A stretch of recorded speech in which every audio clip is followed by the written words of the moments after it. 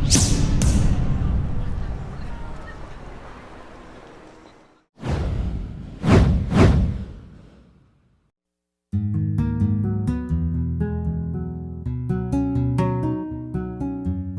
الله الرحمن الرحيم الحمد لله رب العالمين وصلى الله على سيدنا محمد وآله الطيبين الطاهرين.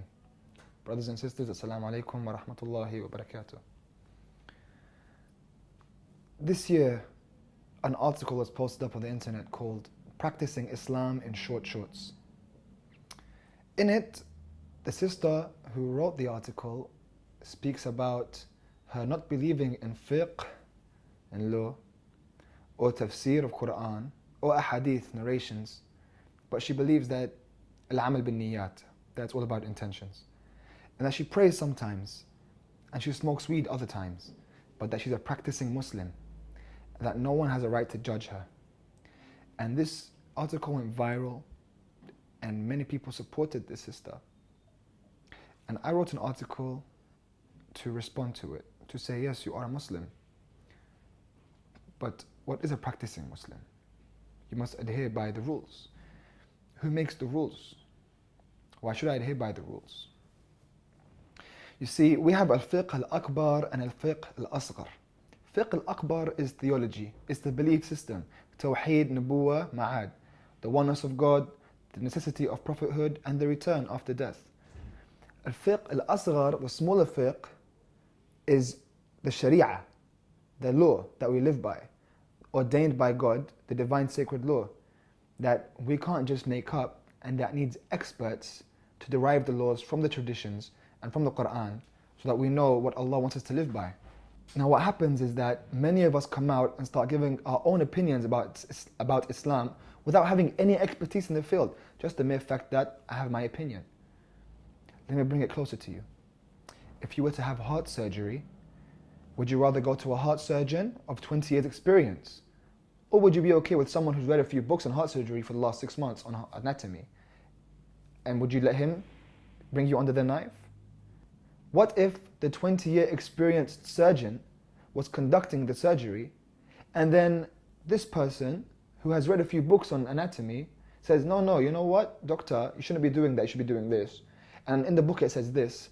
He knows. He's been doing it for 20 years. He's an expert in the field.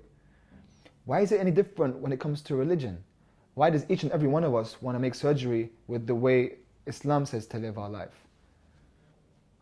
Don't judge me. No one's judging you. But we're judging the action. No one can say this action is bad when it's good, and no one can say this action is good when it's bad. Don't tell me murder isn't a bad thing. It's a bad thing. Am I not judging the action? We shouldn't be victimized or feel like we're being attacked when we're doing something wrong and someone tries to advise us. No. It's the thing that we're doing that needs to be corrected. Doesn't mean you're bad, doesn't mean I'm bad. This thing is bad though, we should stay away from that thing. Allama Tabatabai, he says that the Prophet ﷺ was the closest one to Allah subhanahu wa ta'ala, and not once did he go above the law. Not once. He says there are 3 dimensions to this religion. Sharia, tariqah, haqiqah. Sharia is the law, tariqah, the path, haqiqah, the truth. The outer, the inner, and the inner of the inner. You want spirituality?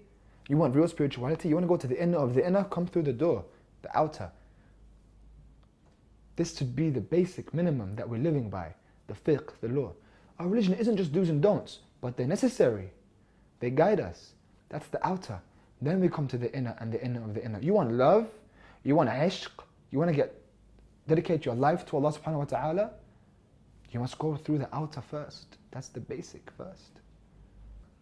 Through this we achieve purification. That's why we had this religion. That's what we have. قَدْ أَفْلَحَ مَنْ زَكَّاهَا وَقَدْ خَابَ مَنْ دَسَّاهَا. He is victorious who purified his soul. مَنْ عَرَفَ نَفْسَهُ فَعَرَفَ رَبَّهُ. That famous narration that everyone knows. He who knows himself knows his Lord. مَنْ عَرَفَ نَفْسَهُ وَخَالَفَهَا. Whoever knew himself, his self, and went against it, knows his Lord. There are desires that we must fight. You must go through the outer to get to the inner, and the inner of the inner. When Sheikh Bahjat was asked, how can we become spiritual and be like you? He just gave them the Risala Hamaliya, the book of law, which every single one of us should have as the bare minimum and read. That's the number one book after the Quran. We should know our law. We should know how to live our lives. It's necessary. It's not everything, but it's necessary. If you want real spirituality, you want to talk real spirituality, then when you're praying, if you're praying so you can have that spiritual feeling, then you're not really praying to God anymore. You're praying for the spiritual feeling. And there's no more oneness of God in that. There's no tawheed, and that's shirk. That's polytheism, because you are doing it for spirituality. If you want to talk heavy, if you want to talk real spirituality. If you want to feel spiritual, Allah will decide when you feel spiritual. You have to pray. Otherwise, what would happen when you don't feel spiritual? Does that mean you stop praying? You do what you have to do. If Allah wants you to feel spiritual, you will feel spiritual. But that's not why you pray. That's not why you pray. You see, you have the easy side and then there's the hard side.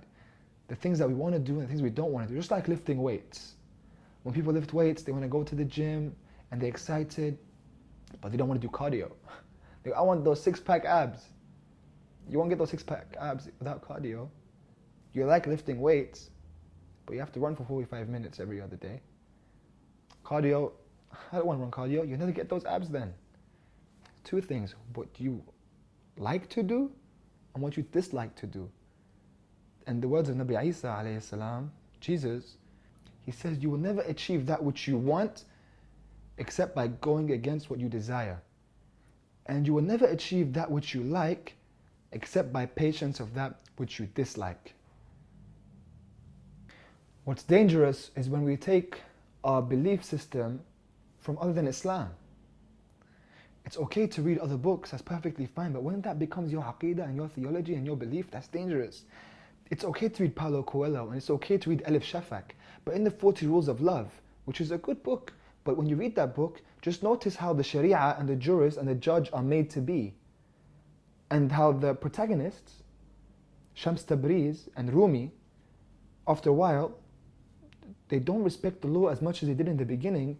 Shams Tabriz even drinks alcohol in the book. He's so close to Allah that he drinks alcohol. He's above the law now. That's not correct in our fiqh and in our law and in our belief system. What's dangerous is when we start taking our belief system from here. No, come back to the creed. Come back to your core. What does Islam say? Come back to that. Sharia, tariqah, haqiqah. That's real spirituality. And you will attain it through the outer, the inner, and the inner of the inner. Now Sheikh Bahjat, one of the greatest mystics of our time, and who hardly speaks, wrote a letter with golden words and golden advice for us. I'll read this letter for you now.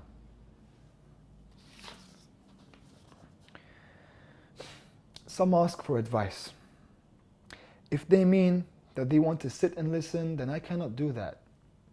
And you know I cannot do that. But if they are after Ummul Kalimat, the core, the bullseye, what works, if they are after Ummul Kalimat, that suffices for the absolute salvation. He says, Al-Sa'ada al-Mutlaqa, absolute happiness and salvation. Then in this world and the next, let me say that the aim and goal of creation is ubudiyya, worship. And the essence of ubudiyya is refraining from ma'asiyah, from sin. That's the essence of ubudiyya, to keep away from that sin, the outer, that will get you to the way and the truth. أعوذ بالله من الشيطان الرجيم إن كنتم تحبون الله فاتبعوني يحببكم الله. صدق الله العلي العظيم. If you love Allah, then follow me. Allah will love you. Follow the Prophet. Don't follow anyone else. Follow the one who never once went against the Beloved's words. You want what the Beloved wants? Follow the Prophet. He will love you. Assalamu alaikum wa rahmatullahi wa barakatuh.